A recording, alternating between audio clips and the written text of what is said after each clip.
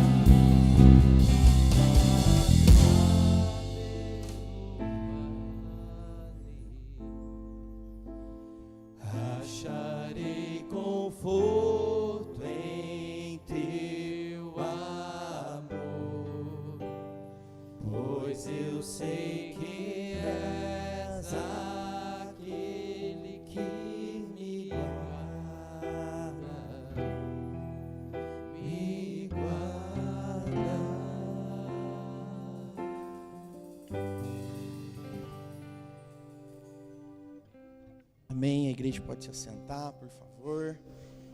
Muito bom dia a você que nos visita. Seja muito bem-vindo, seja muito bem-vinda. Você que nos acompanha também virtualmente através do YouTube, Facebook.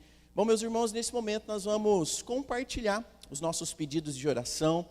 Se você quiser agradecer a Deus por algo que Ele tem operado na sua casa, na sua família, então é o momento oportuno, né, de você participar conosco. Nós, como igreja, como família segundo IPI de Machado, nós queremos orar com você, pela sua causa também, mas também nós gostaríamos de ouvir, né, os seus agradecimentos. Então fique à vontade caso você queira participar conosco nessa manhã. Um de cada vez, que está todo mundo apreensivo para falar. Tia Sônia, agradecer a Deus pela vida dos professores. Amém.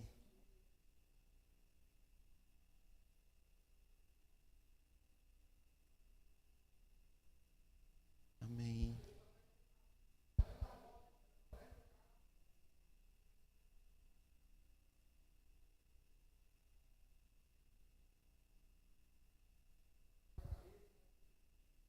Amém. Amém. Glória a Deus, Delfôncio. Amém. Mais alguém quer compartilhar?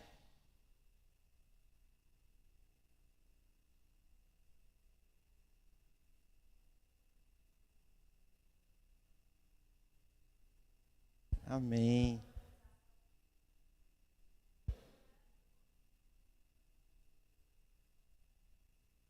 Amém. Amém. Amém. Glória a Deus, tia Sônia. Cláudia.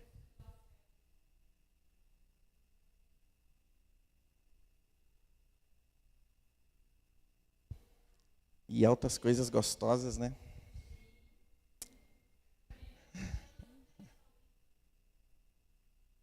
Amém. Amém. Amém. Inclusive eu preciso experimentar esse chá, viu, vovó Márcia? Esse chá está ficando muito famoso. O Fabinho também quer ir. Mais algum irmão? A Martinha.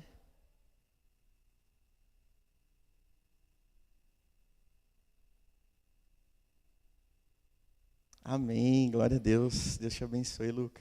Que seja para a honra e glória do nosso Deus. Mais algum irmão? Pedidos de oração, agradecimentos. Fabinho.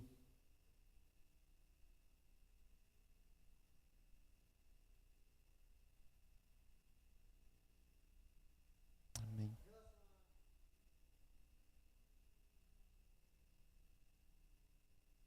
Amém. Amém. Glória a Deus, Fabinho. Mais alguém? Pedido de oração, agradecimentos. Não? Amém. Amém. Glória a Deus. Amém, Adonias. Mais alguém? Amém. Amém. É apenas o começo, em nome de Jesus. Mais alguém? Pedidos de oração, agradecimento? Não? Gostaria de agradecer a igreja. Na quinta-feira nós tivemos um momento, uma manhã muito especial, né, com os adolescentes das nossas células, e foi uma delícia, foi uma bênção.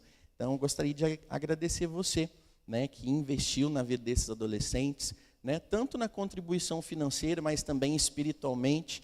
E o nosso desafio é que a igreja continue orando pela vida dos nossos jovens, dos nossos adolescentes, tá bom? Então, vamos orar mais uma vez? Se você puder, curva a sua cabeça, feche seus olhos, vamos orar ao Senhor nessa manhã. Pai, graças te damos, ó Deus, por tudo que o Senhor tem feito na nossa casa, na nossa família, aqui na nossa igreja, Pai. Louvado seja o teu santo nome, Pai. Deus, vários irmãos aqui, Pai, compartilhando, ó Pai, os teus feitos, as tuas obras na vida de cada família aqui nessa manhã. E nós nos alegramos junto deles, ó Pai amado. Assim, Senhor, nós oramos por cada pedido de oração aqui também. Nós louvamos ao Senhor pelos livramentos que o Senhor vem trazendo no meio do seu povo. Pai, nós louvamos ao Senhor porque nessa manhã as crianças, ó Pai, estão ali no parquinho, tendo uma manhã especial também, juntamente com os nossos professores, ó Pai. A nossa oração é que o Senhor continue usando a vida dos nossos professores para a honra e glória e louvor do teu santo nome, ó Pai. Assim, Deus, nós nos alegramos com a conquista do Luca também. Louvado seja o teu santo nome, ó Pai. É nítido, ó Pai, ver o quanto o Senhor tem abençoado a vida do teu servo, ó Pai. Assim também nós oramos consagrando ao Senhor toda a família dele, o Adonias, a Nayab, a Martinha, Deus. Pai, que a tua boa mão esteja sobre esta família maravilhosa, Pai. Assim, Deus, nós oramos também pelas nossas células, Pai. Deus, é tão gostoso quando a gente ouve vários feedbacks a respeito das nossas células, assim como a Sônia compartilhou, a Cláudia, ó Pai, a tia Carol, a vovó Márcia. Deus, louvado seja o teu santo nome. Grandes coisas o Senhor tem feito na nossa igreja através das células, ó Pai. Mas Deus, como povo do Senhor, nós não queremos nos acomodar. E a nossa oração é, Senhor, levante mais líderes de célula. A nossa oração é, Senhor, abra novas casas para nós, ó Pai. Deus, que novas pessoas possam se achegar nas nossas células, ó Pai, porque nós cremos que a célula é um lugar de renovo, é um lugar de restauração, é um lugar de salvação, ó Pai. E assim, Deus, nós oramos, porque o nosso desejo, o nosso anseio é alcançar machado para o Senhor, ó Pai, através das nossas células. E por isso, ó Pai, nós cremos no sacerdócio universal, que o Senhor pode usar a vida de cada um presente aqui nessa manhã, com os seus dons, com os seus talentos, com os seus carismas, ó Deus. Pai, assim nós te agradecemos por tudo que o Senhor tem feito e ainda vai continuar fazendo, Pai. Nós consagramos essa manhã, ó Pai, diante da tua presença. Abençoa, Senhor, a vida do presbítero Saulo, que vai nos conduzir nessa manhã de ensino, de estudo, ó Pai. Abençoa a vida do pastor Platini também, ó Deus, lá na ministração do curso Igreja em Células, ó Pai. Nessa manhã também, ó Deus, nós vamos ter uma reunião com o pessoal da equipe do acampamento Shekinah, Pai. Deus, que o Senhor possa conduzir essa reunião também, Pai. Assim nós te agradecemos, louvamos e bendizemos o teu santo nome, por tudo que o Senhor tem feito e ainda vai continuar fazendo, Pai. No nome de Jesus. Amém e amém. Irmãos, antes de separarmos as nossas classes, alguns avisos que eu gostaria de compartilhar com vocês. Nós já começamos a receber diversas doações para o nosso bazar missionário. Então eu gostaria de desafiar você, né, caso você tenha na sua casa algum utensílio doméstico, alguma vestimenta, lembrando, né, que precisa estar não no estado perfeito, mas que dê para usar, né, senão misericórdia. Então, se você tiver algo na sua casa, algum utensílio, alguma roupa que você não use mais, mas que esteja em boas condições, né, sinta-se desafiado, né, a fazer aquela famosa sacolona de coisas que você não usa mais, sabe? E traga para poder nos abençoar. E lembrando que esse bazar, todo o dinheiro arrecadado, ele é direcionado para os missionários, né? Tanto aqui da segunda igreja, mas nós também sustentamos outros missionários espalhados pelo Brasil e pelo mundo, tá bom? Então, você pode trazer no meio de semana, de segunda a sexta-feira, eu e o pastor Platini, estamos aqui na igreja a partir da 1h30 até às 5 horas da tarde, ou então você pode trazer nos horários dos cultos, que a gente guarda para você na nossa salinha lá embaixo, tá bom? Outro aviso é a respeito do encontro de casais para o ano de 2024. Se você ainda não fez a sua inscrição, tá? Você pode procurar o Fábio, que está aqui na frente. Você pode fazer a sua inscrição com ele. Lembrando que o valor do investimento é de R$ 1.100. Esse valor pode ser parcelado agora em suaves prestações. Tá? Se eu não me engano, são 4 ou 5 agora na reta final, são 5. Então, depois você pode conversar com o Fábio aqui e fazer a sua inscrição, tá bom? E o nosso último aviso é a respeito do encontro de mulheres, mas esse eu tenho um vidinho para poder compartilhar com vocês. Os meninos vão projetar aqui um convite especial para as mulheres. Então, convido você a assistir o videozinho junto com a gente.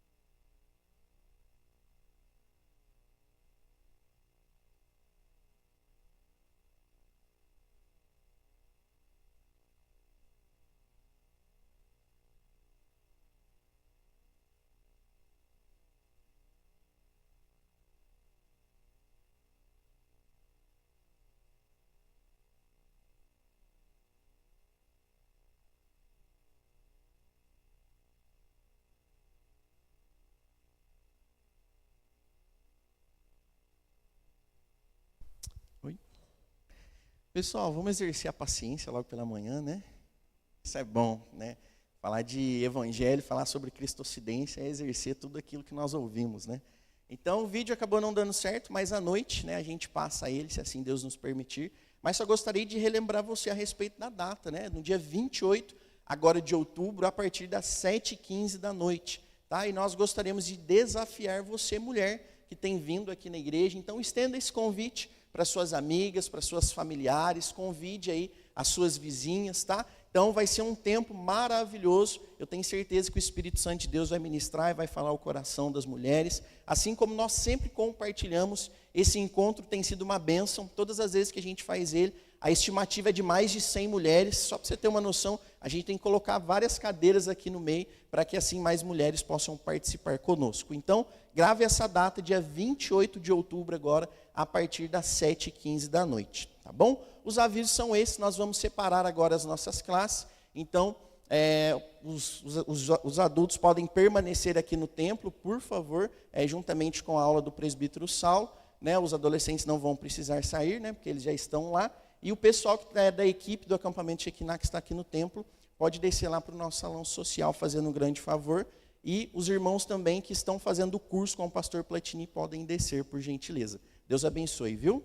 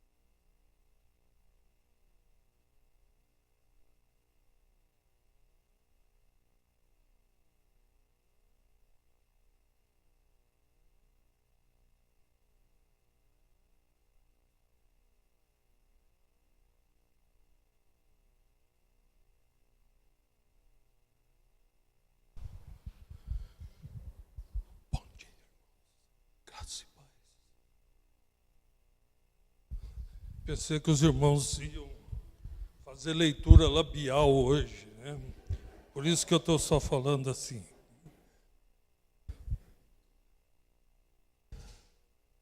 Só um minutinho.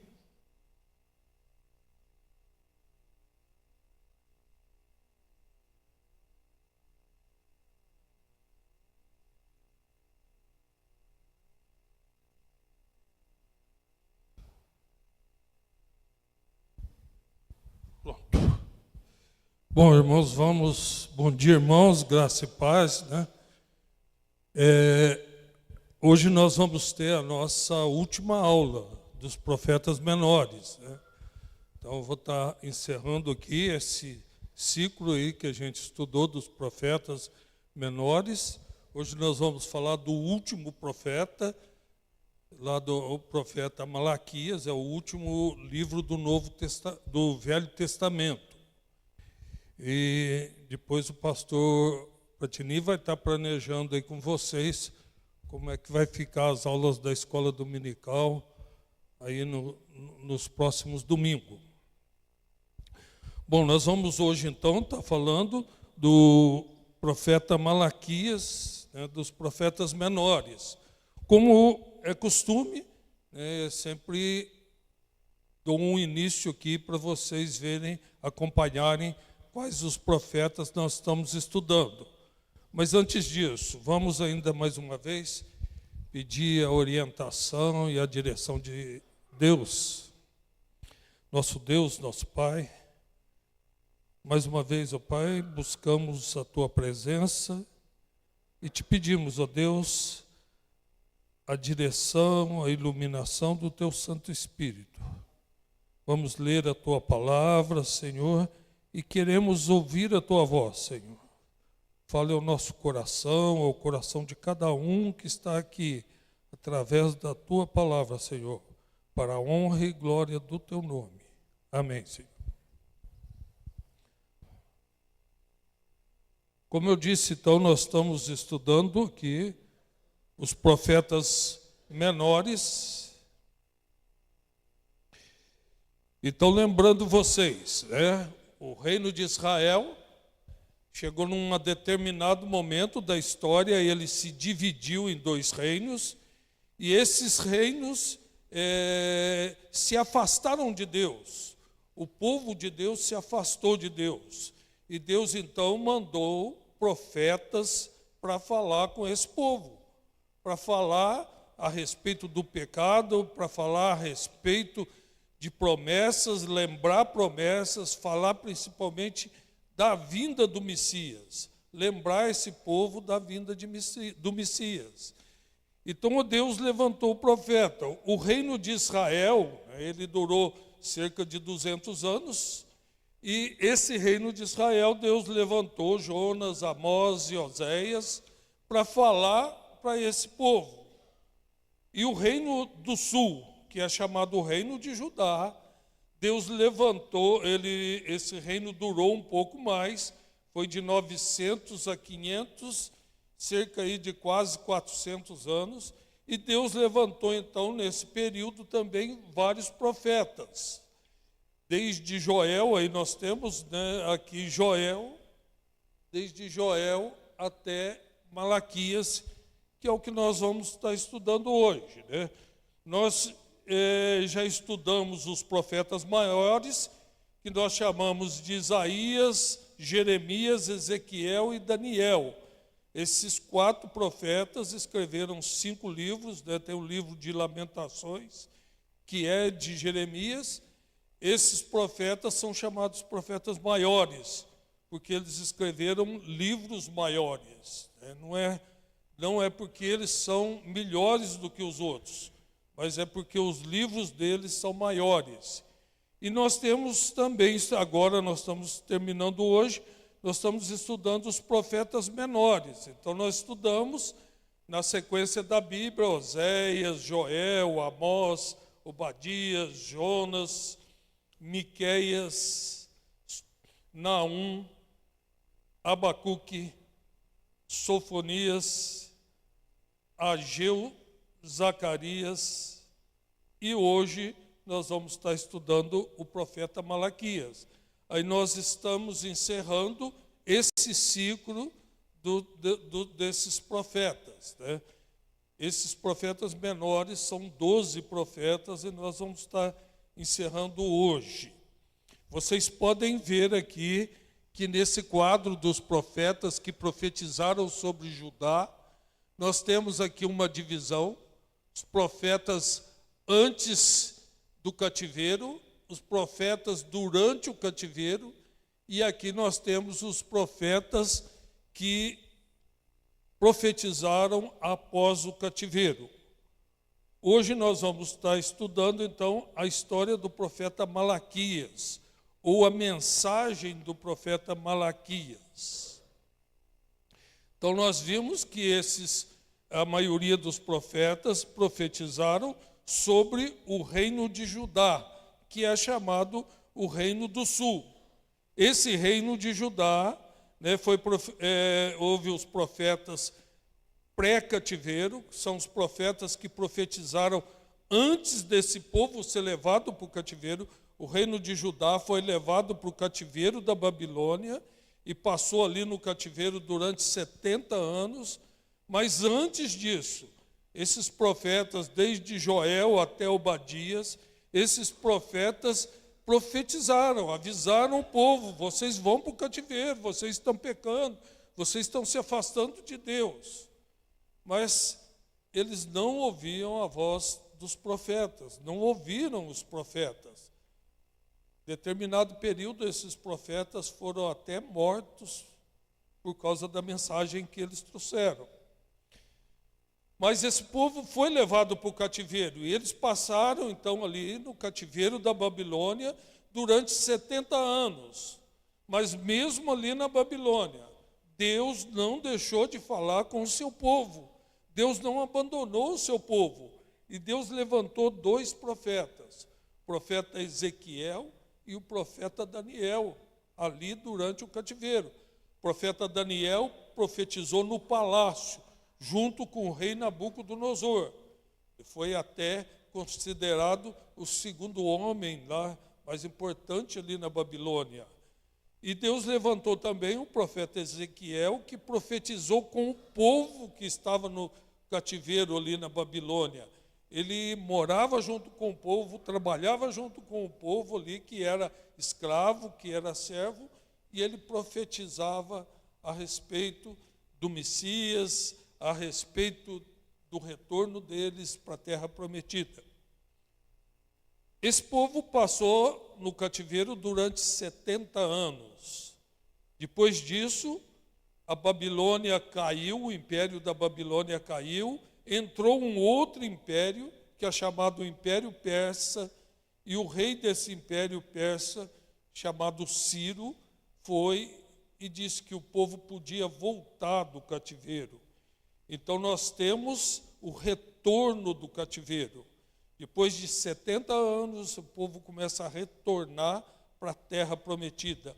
A terra prometida estava destruída. Jerusalém estava arrebentada, os muros estavam derrubados, o templo tinha sido saqueado, o templo tinha sido destruído, estava tudo destruído ali naquela região, e o povo agora começa a voltar. Voltou um grupo pequeno, né? Saíram milhões de pessoas que foram para o cativeiro, calcula-se aí em torno de 3 milhões foram para o cativeiro, mas agora quem está voltando é em torno de 50 mil pessoas. E essas 50 mil pessoas, então, veem ali aquilo tudo destruído. Eles voltam para aquela região e chega ali, está tudo destruído. E Deus levantou, então, o profeta Ageu, Zacarias e, posteriormente, o profeta Malaquias nesse retorno. Nesse retorno do povo, Deus levanta esses profetas. Então, resumindo aqui bem rapidamente para vocês, eu já falei sobre isso, o cativeiro da Babilônia foi em 3 datas diferentes. Eles foram em 3 deportações. Lá no ano 605, levou o grupo. Daniel foi junto com esse grupo. Daniel, Sadraque, Mesaque, Abednego foram nesse primeiro grupo. Depois o rei Nabucodonosor volta em Jerusalém no ano 597 e ele saqueia o templo, ele tira ali todos os objetos que estavam no templo, objetos de ouro, de prata, de bronze, e ele saqueia tudo e ele leva um grupo junto com ele para o cativeiro, cerca de 10 mil pessoas. E ele leva o profeta Ezequiel nessa viagem. E houve ainda em 586 uma terceira deportação. O Nabucodonosor, nesse ano, 586, ele perdeu a paciência com o povo de Jerusalém e ele vem para destruir Jerusalém. Ele cerca Jerusalém durante 2 anos, há muita fome, há sede ali, o povo está morrendo. Aí ele invade Jerusalém, mata muita gente e o restante ele leva para o cativeiro da Babilônia. E ali ele espalha aquele povo pelos seus domínios. Então, esse foi a terceira deportação, né? E Jerusalém ficou destruída e o templo ficou destruído. Passaram-se, então, o período que Deus tinha falado ao profeta Jeremias, período de 70 anos, e esse povo começa a retornar. E esse retorno também foi em partes. Retornou em 536 o primeiro grupo. 42 mil pessoas volta da Babilônia, sai da Babilônia e volta para Jerusalém destruída. O rei Ciro, que era o rei da Pérsia, fez um decreto: quem quiser voltar para Jerusalém para reconstruir o templo. O rei Ciro entendeu que Deus estava falando para ele que era para libertar o povo para reconstruir o templo, e o rei Ciro então manda aquele povo voltar, quem quisesse. 42 mil pessoas se dispuseram, mas os servos dele deu em torno de 50 mil pessoas. Essas 50 mil pessoas voltam para Jerusalém, todo alegre, satisfeito, vamos reconstruir o templo, né? E eu queria que vocês pensassem quem eram essas 50 mil pessoas. Já tinha se passado 70 anos de cativeiro. Muita gente tinha morrido lá no cativeiro, né? 70 anos dá para muita gente morrer nesse período. Muita gente tinha morrido. Mas agora, quando está voltando alguns velhos, né? Algumas pessoas que já conheceram o templo de Salomão, conheceram a glória do rei Davi, estavam voltando alguns, mas a maioria eram jovens que nunca tinham visto o templo, porque eles nasceram lá no cativeiro. Eles nunca tinham visto Jerusalém, porque eles nasceram no cativeiro. E eles voltam todo alegre, o que eles sabiam do templo e o que eles sabiam de Jerusalém é o que eles tinham lido na palavra de Deus, nas profecias.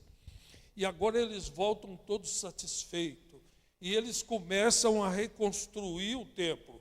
Foi o que nós vimos na aula da semana passada e a semana retrasada sobre o livro de Ageu e o livro do profeta Zacarias.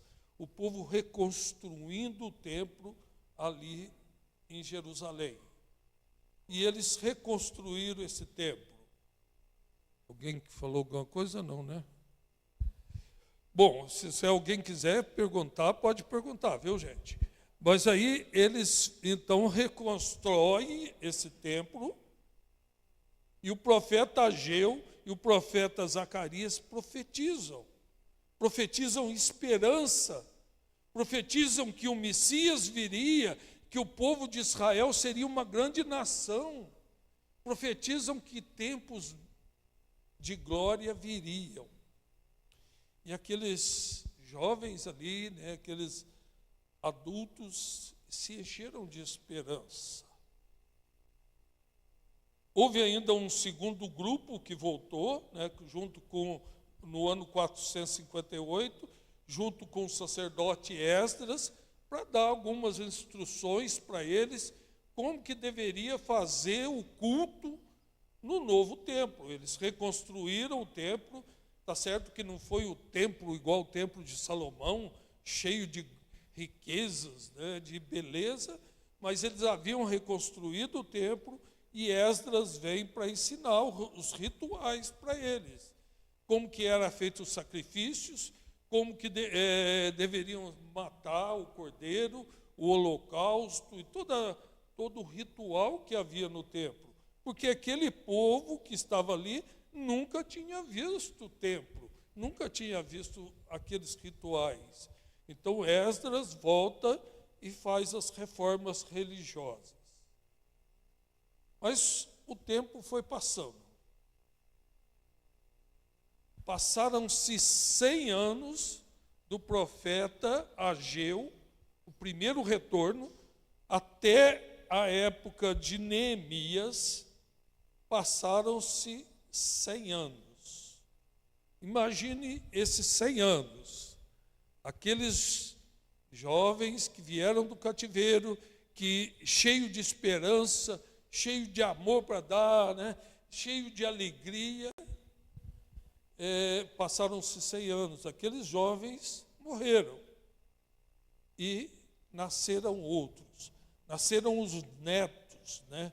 Os netos daqueles que foram para o cativeiro. E lá no livro de Neemias, lá no primeiro versículo, né, fala que Neemias estava lá no palácio do rei da Pérsia, Neemias estava lá, ele era copeiro do rei. Copeiro, naquela época, era uma função importante.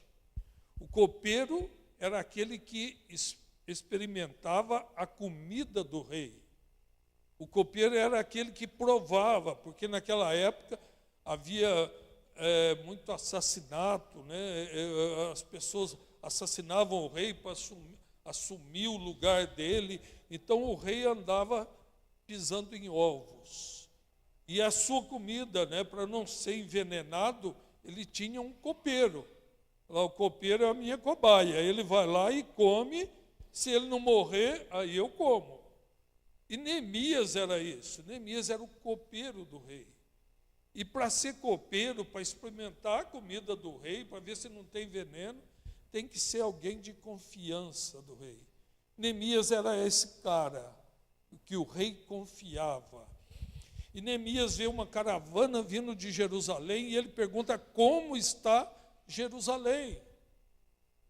E aquela caravana fala para Neemias, falou: Neemias, o povo lá está numa miséria muito grande.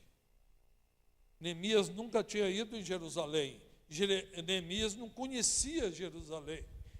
Mas ele viu, quando contaram aquela história para ele, o povo está sendo assaltado, não tem muro a cidade, há uma miséria muito grande, uma desolação muito grande.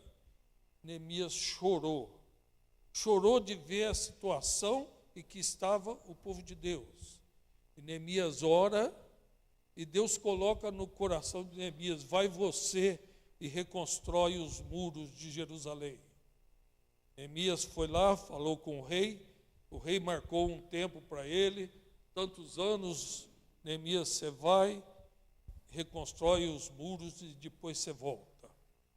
Essa é a parte histórica, né, que é o contexto desse livro do profeta Malaquias.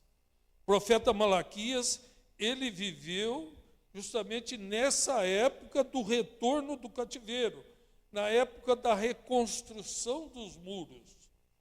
Foi esse contexto ali, os netos do povo que tinha ido para o cativeiro, estava ali desolado, e por causa dessa desolação, esses netos, esses habitantes de Jerusalém, por causa da destruição, por causa das perseguições, por causa do roubo, por causa da miséria, eles haviam perdido a sua fé em Deus.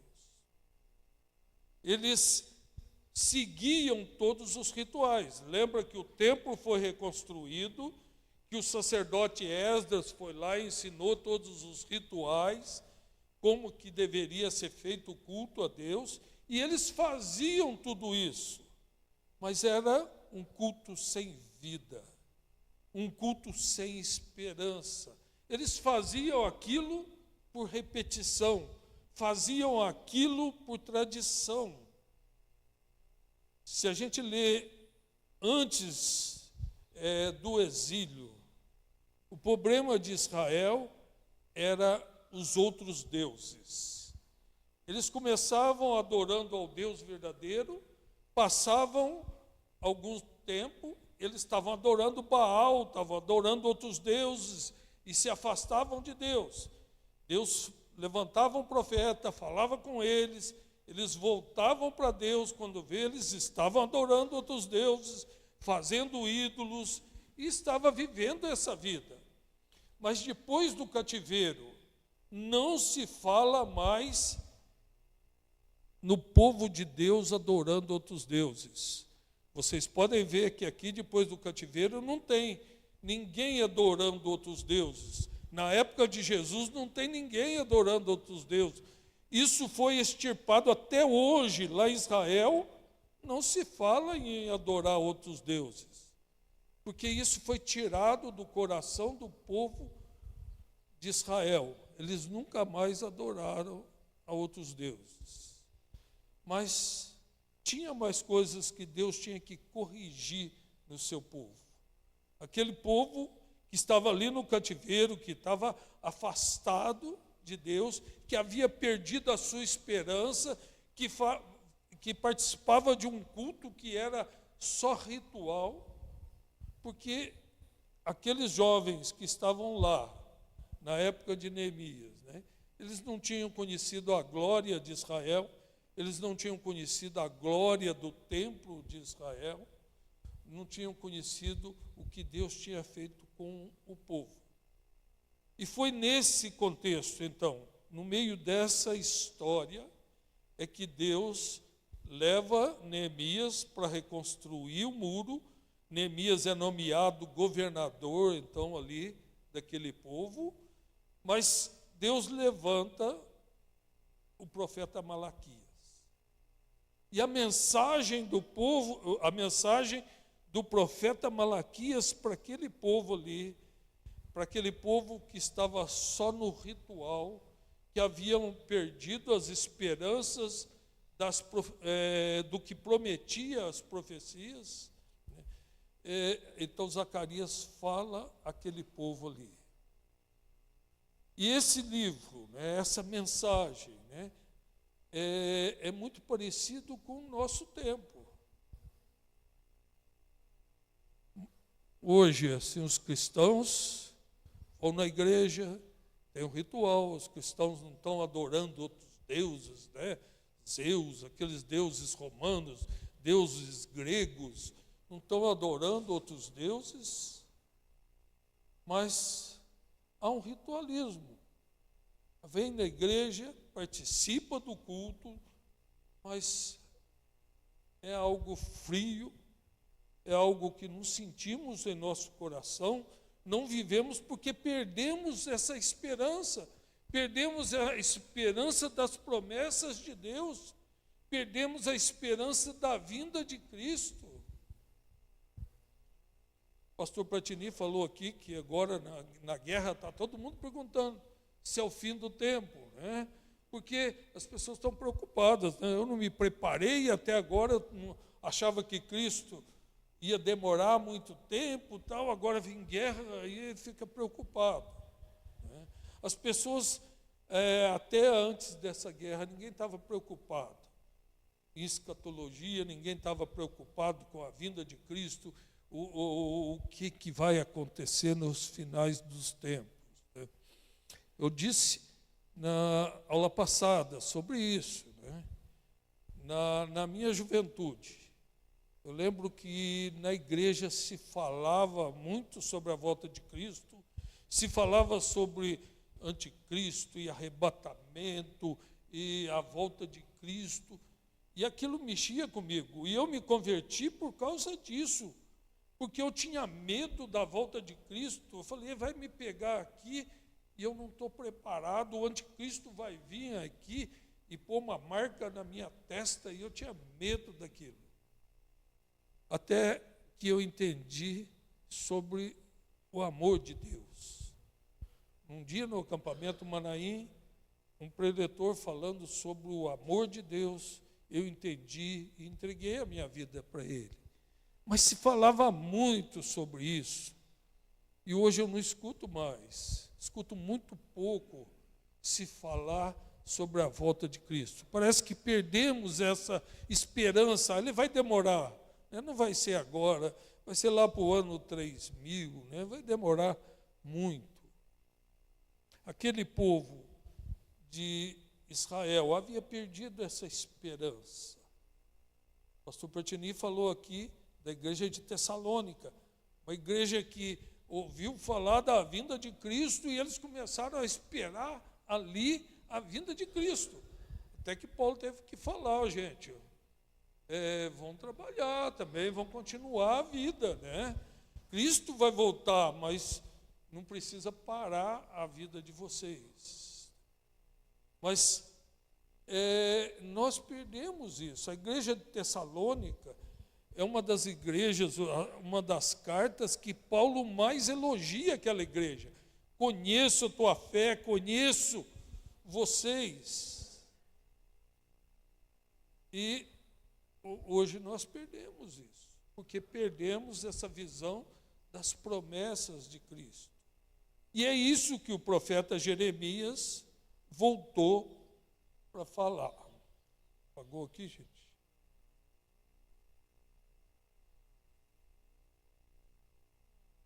Deu algum pique, não.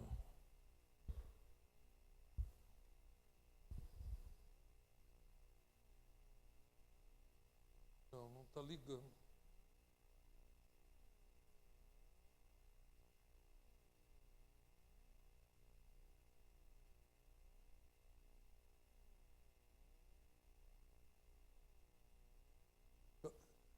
A energia está aí, né? Mas é aqui, né? A lâmpada está acesa.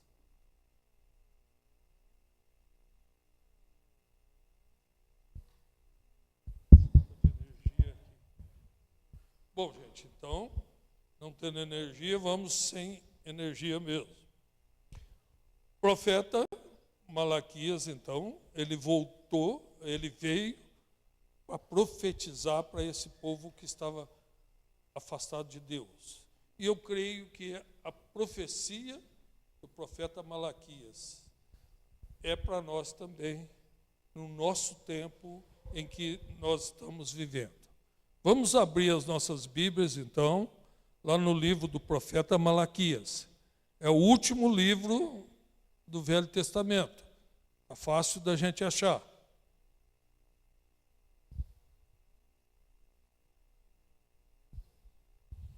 Malaquias, capítulo 1, versículo 1.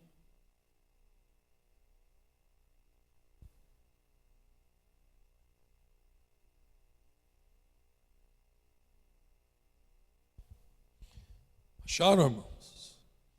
Então vou ler aqui. Sentença pronunciada pelo Senhor contra Israel por intermédio de Malaquias. Não temos muita informação sobre Malaquias. Nem fala o que ele é aqui. Aqui fala por intermédio de Malaquias, né? Não fala por intermédio do sacerdote Malaquias, não fala por intermédio do profeta Malaquias, mas aqui só cita Malaquias. A palavra Malaquias quer dizer mensageiro do Senhor. Mensageiro do Senhor. Malaquias possivelmente era uma pessoa comum que Deus deu uma mensagem para ele, para o povo daquela época ali. E ele então era um mensageiro do Senhor. E Malaquias, então, leva essa mensagem. Qual era a mensagem que Deus tinha para aquele povo que estava afastado dele, para aquele povo que estava frio, para aquele povo que estava ali atravessando aqueles momentos de crise, de miséria ali em Jerusalém? Qual era a mensagem? Vamos ler ali Malaquias, capítulo 1, versículo 2. Olha qual a mensagem. Eu vos tenho amado, diz o Senhor, mas vós dizeis, em que tem nos amado? Aqui, o livro de Zacarias, ele é escrito assim, sempre com uma afirmação de Deus e uma pergunta, um questionamento do povo sobre aquilo que Deus afirma. E aqui, então, é o primeiro, e eu acho que é o ponto principal que Deus queria falar para aquele povo. Deus faz uma afirmação para aquele povo. Eu vos tenho amado. Eu vos tenho amado. E o povo de Israel responde, em que o Senhor tem nos amado? O que nós vemos nesse versículo? A dúvida, a indiferença do povo de Israel para com Deus. Deus está falando, eu amo vocês. E eles falam, mas Deus, no que o Senhor tem nos amado? Né? Eles olhavam ali a miséria, a destruição de Jerusalém, a vida que eles estavam levando, e eles questionavam Deus. Em que o Senhor tem nos amado? Não estamos vendo nada, né? Não estamos sentindo nada. O povo havia perdido essa visão de que Deus os amava. O povo de Israel sempre foi conhecido como o povo de Deus. E eles haviam perdido isso. Deus, no que o Senhor tem nos amado? Todos os dias, ou quase todos os dias, né, a Marialba chega para mim e fala assim: bem, você me ama? Aí você sabe, né, como é que é o homem, né? Aí tá, né? Aí responde baixinho, né? Eu te amo, né? Eu te amo. Mas aí chega no outro dia, ela pergunta de novo, né? E chega no terceiro dia, ela pergunta de novo. Aí um dia eu falei para ela: bem, eu te amo. E se eu mudar de ideia, eu te aviso. Quando eu mudar de ideia, eu te aviso. Não precisa ficar me perguntando todo dia, não. Mas há uma necessidade, não só dela, né, mas há uma necessidade de cada um de nós, né, de sermos amados, de entendermos esse amor.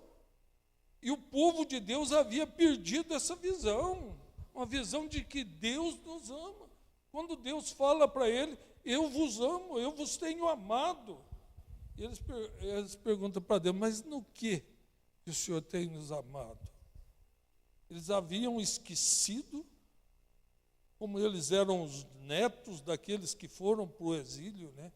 Eles haviam esquecido do que Deus tinha feito na vida deles. E então aqui nesse texto, Deus começa a lembrar, né? Falou: Abraão, né? O Isaac, Abraão, depois Isaac, e Isaac teve 2 filhos, Jacó e Esaú. E eu amei a Esaú. Tem um outro versículo na Bíblia que fala, lá em Romanos, Paulo fala que Deus falando: eu amei a Esaú, eu amei a Jacó, desculpe, gente. Eu amei a Jacó e eu escolhi a Jacó. E o povo de Israel é descendente de Jacó.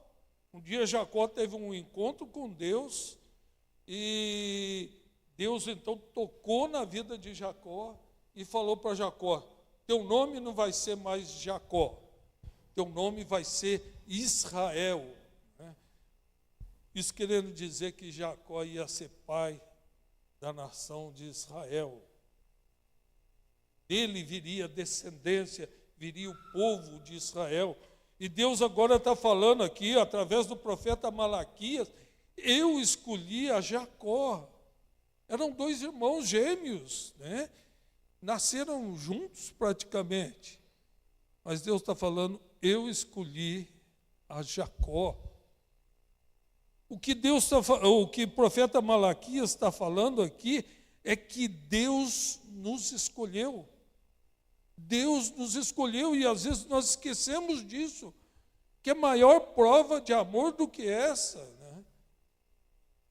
Fala na Bíblia que não existe maior amor do que esse, de alguém dar a sua vida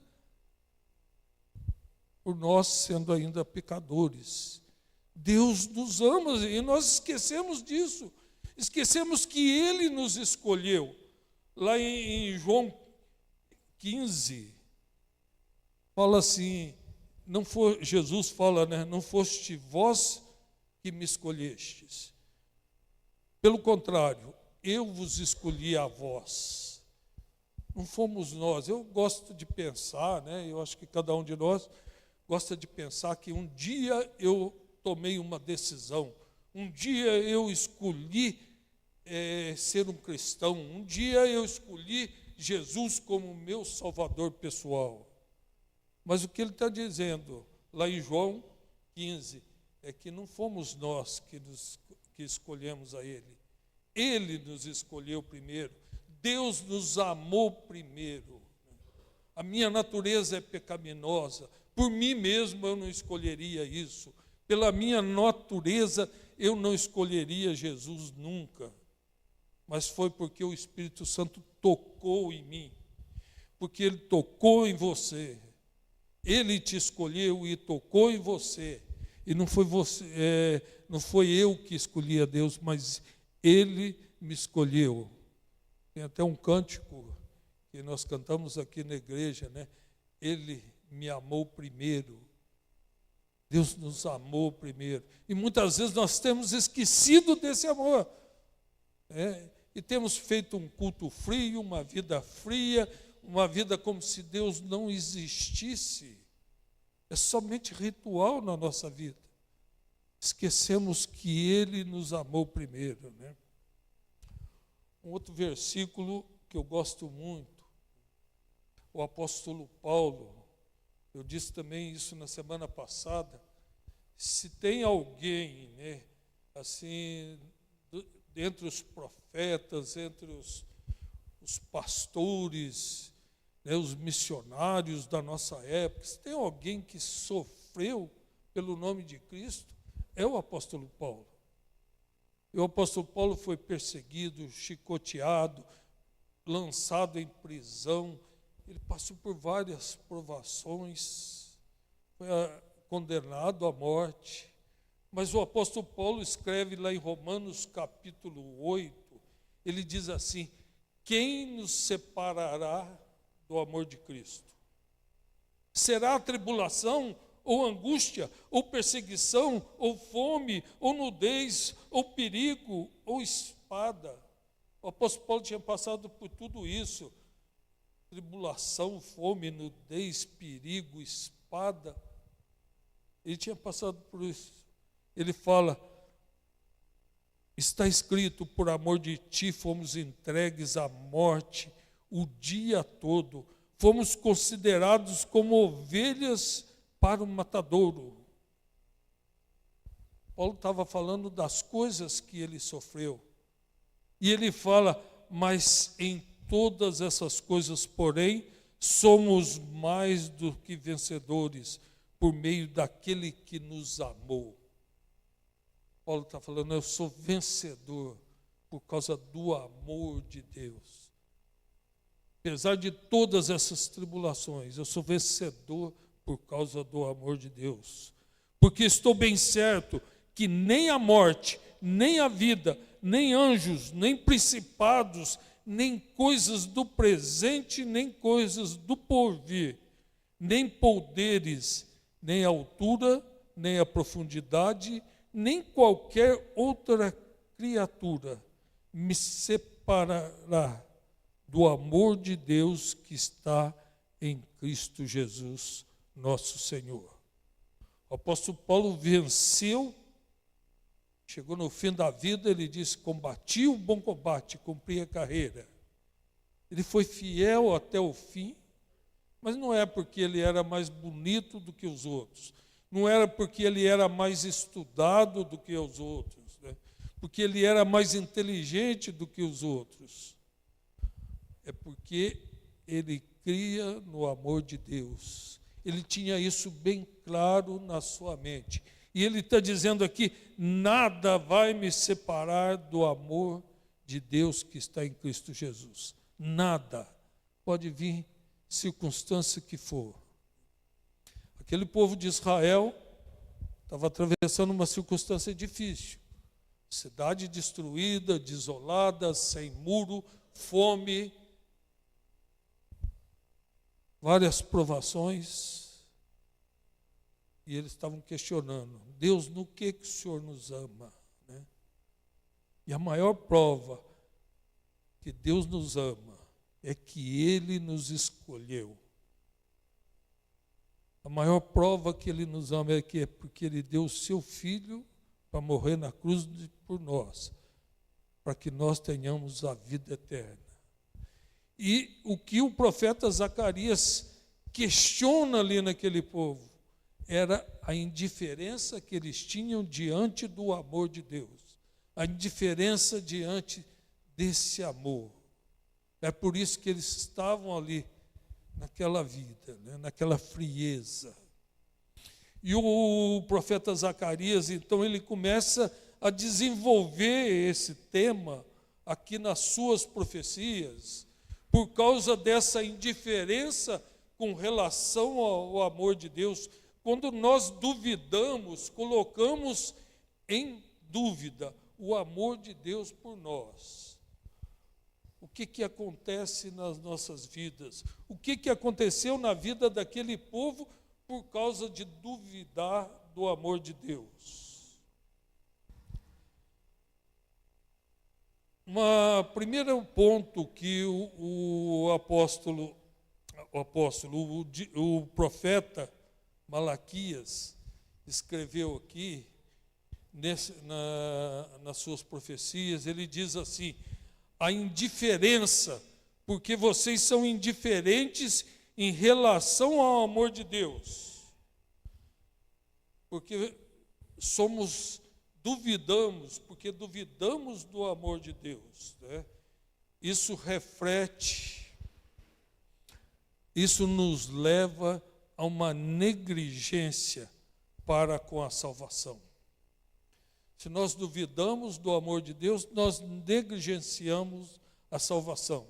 O livro de Hebreus, quando ele vai descrevendo, o autor do livro de Hebreus, alguns estudiosos acham que é Paulo, outros acham que é Apolo, mas o autor do livro de Hebreus, e ele vai falando do sacrifício de Cristo, Cristo é o sumo sacerdote, e ele vai falando do significado daquela salvação, e ele fala: como escaparemos nós se negligenciarmos tão grande salvação? Quando nós duvidamos do amor de Deus, nós começamos a negligenciar essa tão grande salvação. O que é negligenciar essa salvação? É dar maior importância às outras coisas, às coisas desse mundo, e deixa a salvação, né, do lado, não damos importância a ela. E aquele autor de Hebreus, repito, como escaparemos nós se negligenciarmos tão grande salvação? Olha aqui no livro de Malaquias, capítulo 1, versículo 6. Nós vamos dar uma passeada assim no livro, pegando somente alguns versículos. Capítulo 1, versículo 6, diz assim: o filho honra o pai, o servo ao seu senhor. Se eu sou pai, onde está a minha honra? Se eu sou o Senhor, onde está o respeito para comigo? Deus estava falando para aquele povo, né? Falou: vocês estão dizendo que eu sou pai de vocês, né? Deus é pai, somos filhos de Abraão, somos filhos da promessa. Deus está falando: se eu sou pai, aonde está a minha honra? Por que vocês não honram o meu nome? Se eu sou o Senhor, né? Chama Senhor Jesus, fazemos oração, Senhor, né? Senhor. Se Ele é Senhor, aonde está o respeito, né? Quando Deus fala isso, olha a resposta do povo de Israel. Falou: mas quando Deus pergunta aonde está a minha honra, eles falam: em que nós temos desprezado o teu nome? Em que nós temos negligenciado o teu nome? Deus estava falando aqui, porque vocês estão duvidando do meu amor, vocês estão negligenciando o meu nome, né? Vocês têm desprezado a mim. E o povo pergunta: em que nós temos desprezado o teu nome? E ele então responde nesse texto aqui, né, sobre o desprezo. Vocês têm desprezado no meu culto. Quando vocês vêm fazer o culto para mim, vocês vão trazer uma ovelha, vocês vão lá e escolhem a pior ovelha que vocês têm. Um animal cego, um animal aleijado, um animal que tem algum defeito e vocês trazem para mim para fazer a oferta. Aqui no versículo 14, ele chama esse povo de enganador, né? Vocês trazem um animal doente para fazer oferta ao Senhor, desprezando o culto ao Senhor. Trazia o que não servia mais. Esse animal eu vou ter que matar mesmo, esse animal está doente, não serve para comer, então vamos ofertar ao Senhor.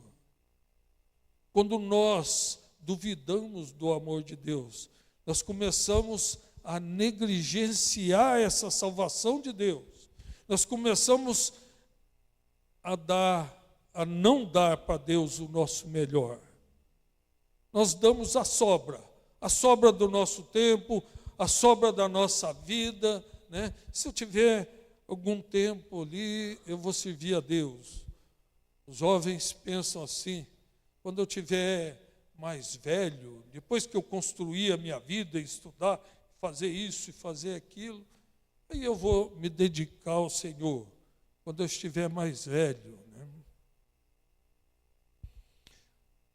Salomão disse: lembra-te do teu Criador nos dias da tua mocidade, antes que venham os maus dias, né? Antes que você fique velho, dê o teu melhor para Deus.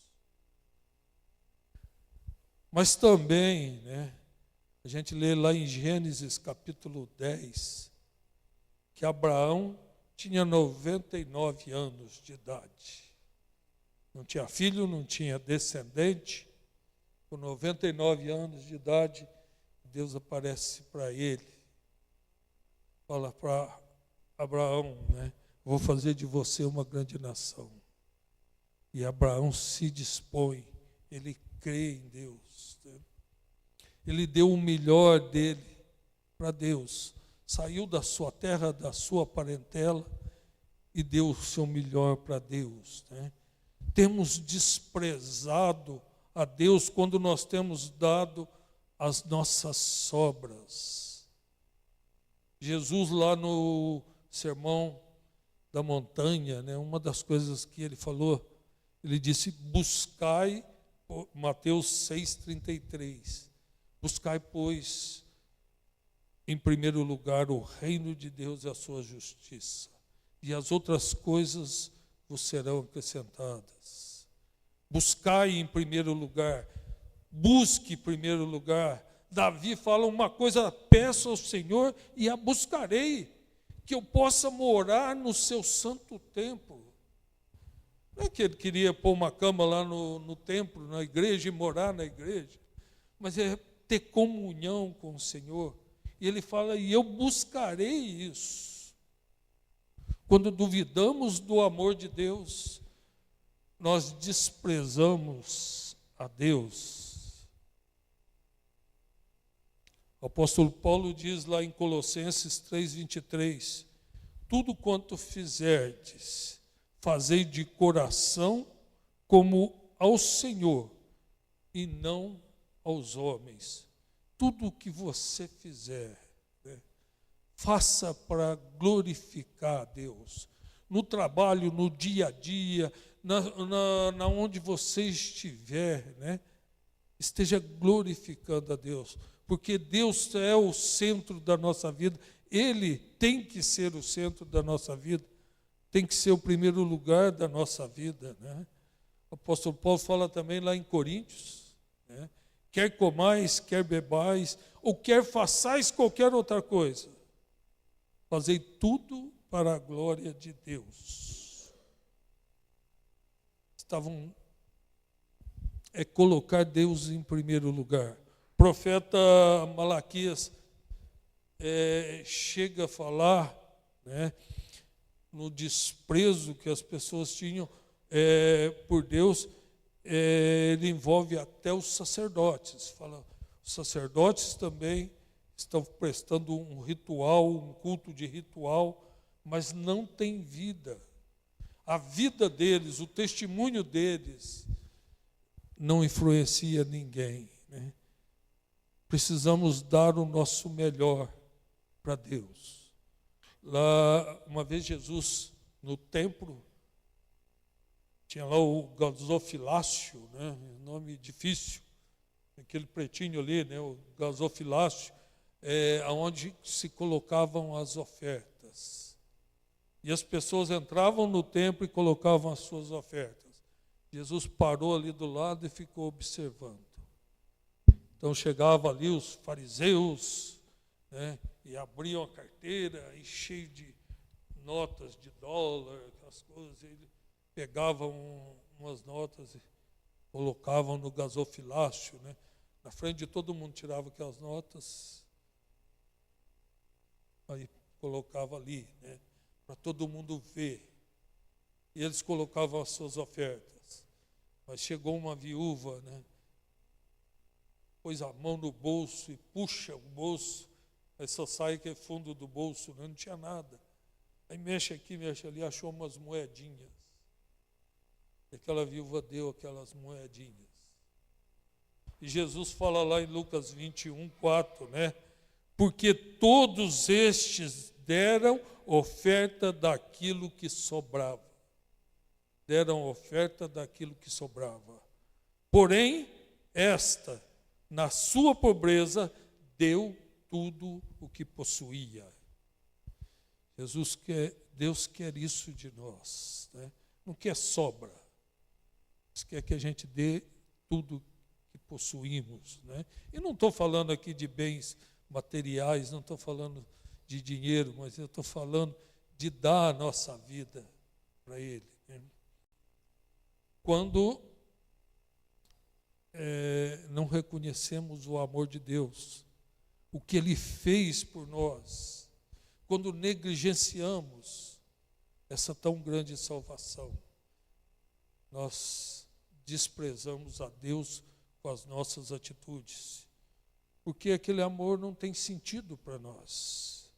Mas o profeta Zacarias ainda fala uma outra mensagem, né? Ele fala que quando nós somos indiferentes ao amor de Deus, quando achamos, não sabemos no que Deus tem nos amado, né? Isso reflete na nossa consideração e na nossa relação com Deus e com os outros. Se não entendemos o amor de Deus, isso reflete na nossa relação com Deus e na nossa relação com os outros. Olha o que diz o capítulo 2 de Malaquias, versículo 10. Capítulo 2, versículo 10. Não temos nós todos o mesmo Pai? Não nos criou o mesmo Deus para sermos desleais uns para com os outros, profanando a aliança dos nossos pais? Ele está falando aqui, né, que Ele é Pai de todos nós, né? Mas Ele está falando que nós temos sido desleais uns para com os outros. Ele está falando que nós temos profanado a aliança com Ele. Quando Deus escolheu Israel para ser o seu povo, levou aquele povo no deserto, e lá no Monte Sinai Ele fez uma aliança com aquele povo. Falou: eu serei o seu Deus, e vocês serão o meu povo. E ali Ele dá, nessa aliança, Ele dá algumas coisas que o povo teria que fazer, as regras dessa aliança. E Ele está falando aqui, ó, vocês têm profanado essa aliança. Quando nós fomos salvos, né, Jesus diz lá na ceia, né, quando Ele pega o cálice de vinho, Ele fala: esse é o sangue da nova aliança que eu tenho dado por amor de vós.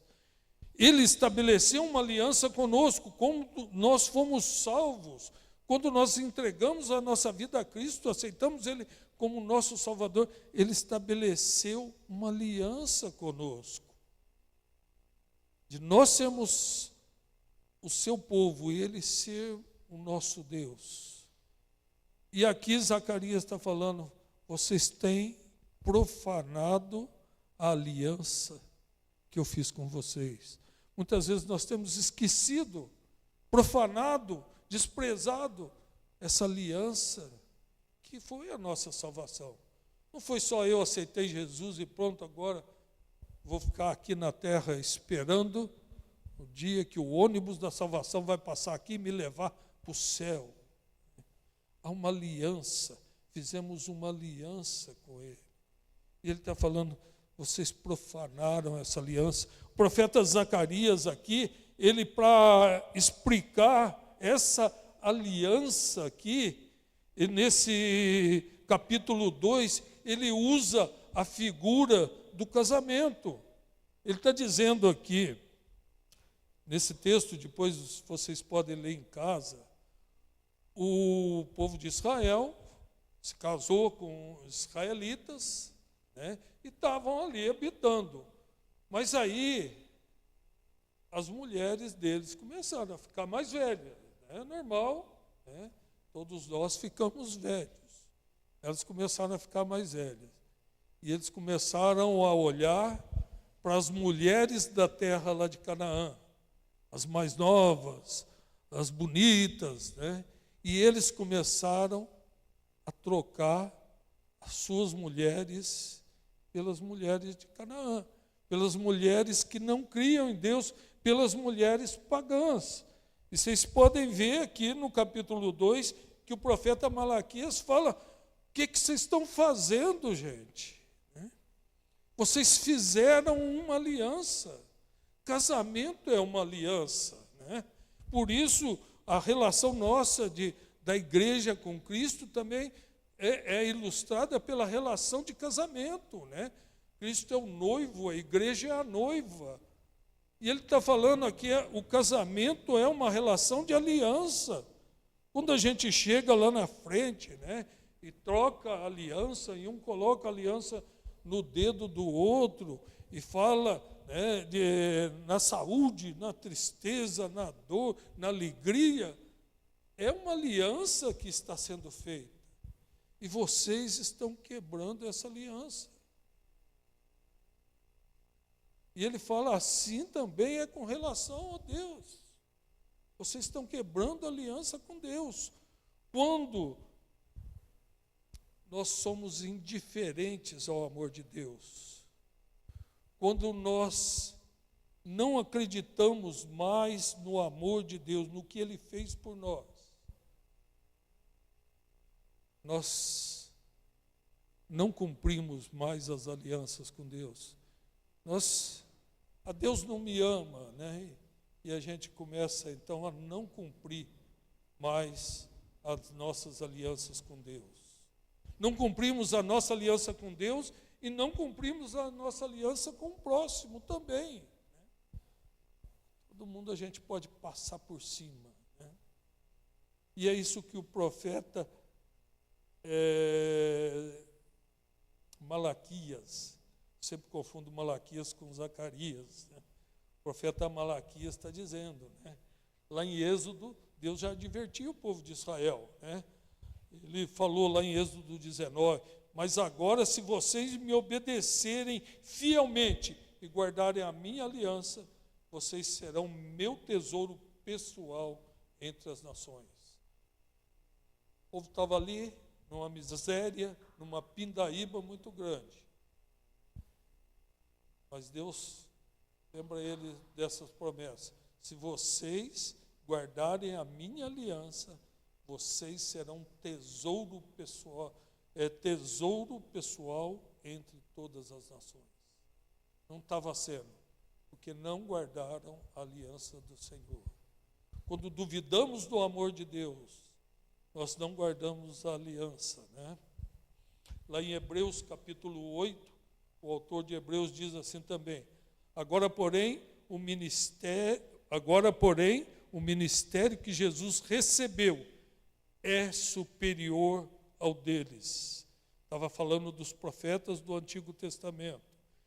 E ele fala, assim como também a aliança da qual ele é mediador. Ele está falando que Jesus é superior àqueles profetas. E a aliança que Jesus fez conosco é superior à aliança que foi feita lá no Monte Sinai. E ele diz, o autor de Hebreus, né? Jesus é o mediador dessa aliança. E essa aliança é superior à antiga, sendo baseada em promessas superiores. Há uma aliança, né? Quando nós entregamos a nossa vida para Jesus, fizemos uma aliança com Ele, né? E muitas vezes nós não temos cumprido essa aliança, porque duvidamos do amor de Deus por nós. Olhamos as circunstâncias e esquecemos do amor de Deus. O apóstolo Paulo, repetindo, quem nos separará do amor de Deus? O que vai me separar do amor de Deus? O apóstolo Paulo fala, nada, porque ele entendeu o amor de Deus, né? Ele entendeu que ele era o maior dos pecadores, mas foi salvo pela graça de Deus. Terminando aqui, gente, outro ponto, né? A nossa indiferença em relação ao amor de Deus. Quando duvidamos do amor de Deus, a gente perde a confiança em Deus. Aquele povo ali, que estava ali agora do retorno do cativeiro, aquele pessoal ali havia perdido a sua confiança em Deus. Vamos pular lá para o capítulo 3, versículo 13. Malaquias, capítulo 13, 3, versículo 13.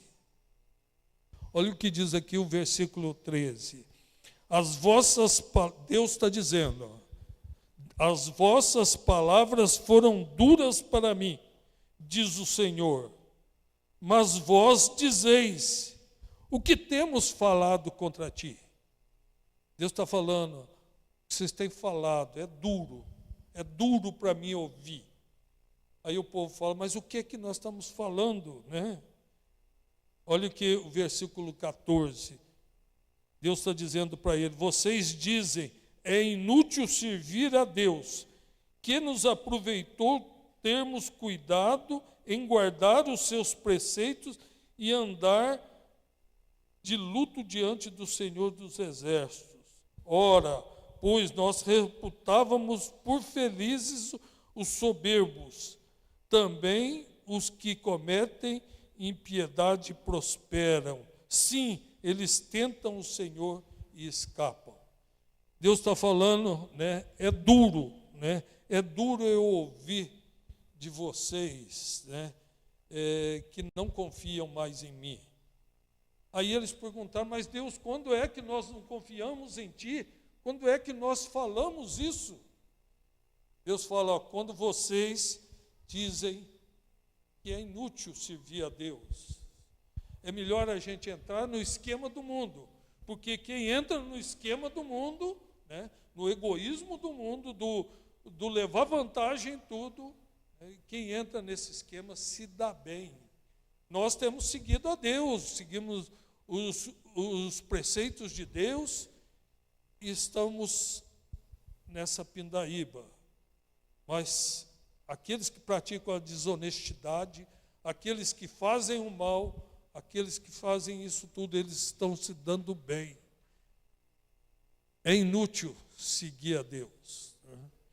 E Deus está falando, isso me dói no ouvido. E Ele então fala para aquele povo, né, fala que eles vão ver o fim. Vão ver o que Deus tem preparado para cada um de nós, o que Deus tem preparado para aqueles que o servem e o que Deus tem preparado para aqueles que não o servem. Eles perderam a confiança em Deus. O Salmo 37 tem um versículo lá que é muito conhecido, versículo 5 e o versículo 7 do Salmo 37. No versículo 5, fala, entrega teu caminho ao Senhor, confia nele e o mais ele fará.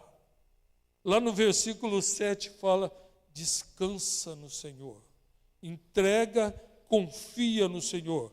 Aquele povo havia perdido a confiança em Deus. É inútil ficar seguindo a Deus, perdido a confiança. Davi está falando aqui: entrega teu caminho ao Senhor, confia nele. Quando eu era jovem, isso aqui é um cacuete, não tem nada a ver com o tempo, não, gente. Quando eu era jovem, né, eu vi uma explicação sobre esse versículo: entrega teu caminho ao Senhor, confia nele, descansa nele. E a ilustração que eu ouvi era que lá na Cataratas, a Foz do Iguaçu, você já deve ter visto pelo menos foto disso, né? Aquela cachoeira grande, extensa, que vem e deságua ali na Foz do Iguaçu. E que um artista, um marabalista, foi lá e atravessou um cabo de aço de uma ponta na outra, no meio daquela água caindo, né? E cai aquele vapor branco ali, e ele pôs um cabo de aço numa ponta na outra. E ele pegou um carrinho de mão e falou para o pessoal, tá todo mundo, né? Imprensa, todo mundo ali assistindo. Ele falou: eu vou atravessar esse cabo de aço com esse carrinho na mão. E todo mundo ficou olhando. Né?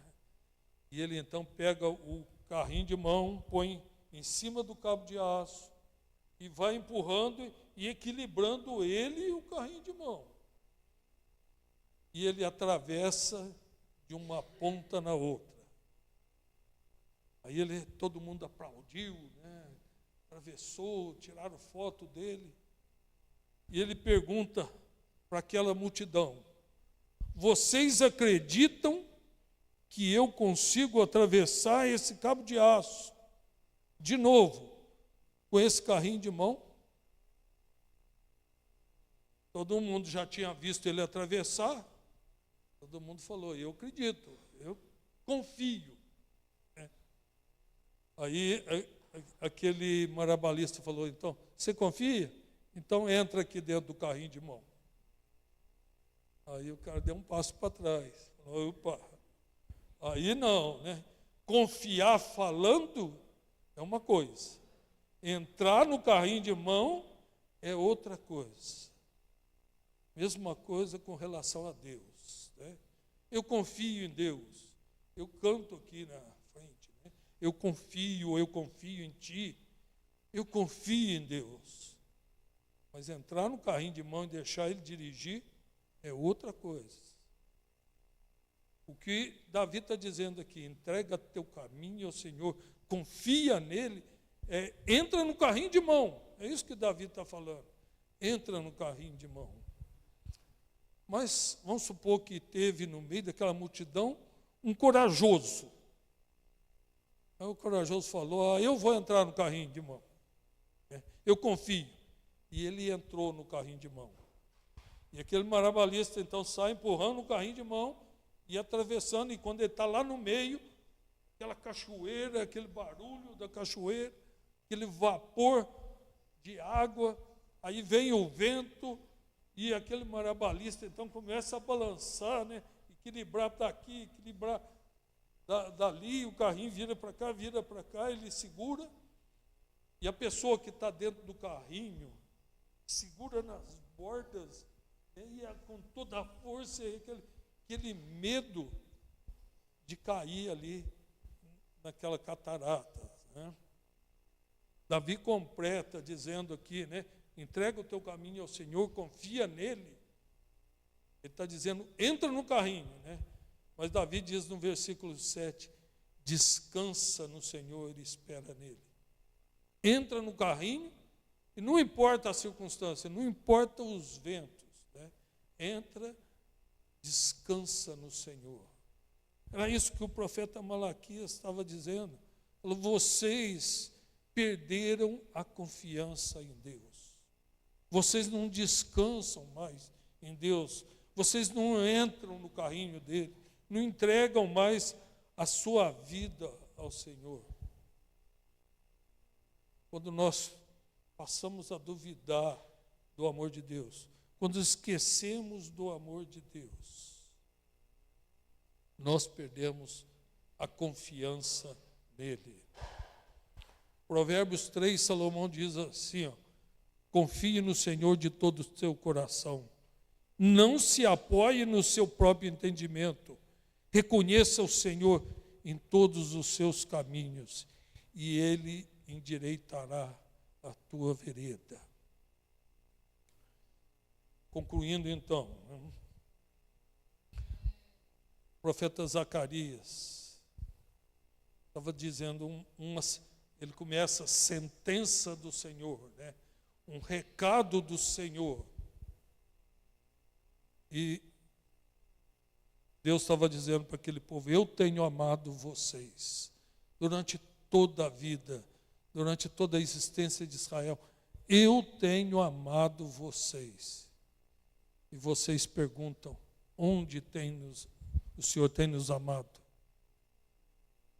Deus tem falado isso para a gente também, para cada um de nós. Eu tenho amado vocês. Deus ama cada um de nós. E Ele amou tanto, Deus amou o mundo de tal maneira que deu o seu Filho unigênito para morrer na cruz por nós. Deus ama cada um a ponto de Jesus vir morrer na cruz por cada um de nós. E muitas vezes a gente tem perguntado, aonde o Senhor tem nos amado? Muitas vezes a gente tem negligenciado esse Deus. Muitas vezes nós temos abandonado a nossa aliança com Ele. Muitas vezes a gente não tem confiado mais nesse Deus, porque não entendemos o amor de Deus. O profeta Malaquias termina aqui o capítulo 4. Né?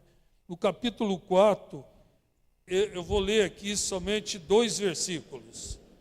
No capítulo 4, versículo 1 e 2, o profeta Malaquias fala, eis que vem o dia, e arde como fornalha, todos os soberbos e todos os que cometem perversidade serão como restolho. O dia em que vem os abrasará, diz o Senhor dos Exércitos, de sorte que não lhes deixará nem raiz, nem ramo. O Senhor está aqui, o profeta Zacarias está falando de uma declaração de Deus, e Deus está falando, vem o dia, né? O dia grande do Senhor. E nesse dia, né, os que cometem perversidade, os que se rejeitam Deus, né, ele fala, será o dia de brasa. Né? Nós estamos reclamando desse calor aí, né, mas naquele dia vai ser dia de brasa. Vem e os abrasará. Mas ele diz uma coisa mais ainda no versículo 2. O profeta Malaquias diz, mas para vós outros que temei o meu nome. Aí ele está falando de uma promessa para aqueles que temem ao Senhor. Nascerá o sol da justiça, trazendo salvação nas suas asas. Sairei e saltareis como bezerro solto na estrebaria. Ele está falando que aqueles que temem ao Senhor, vai nascer o sol da justiça.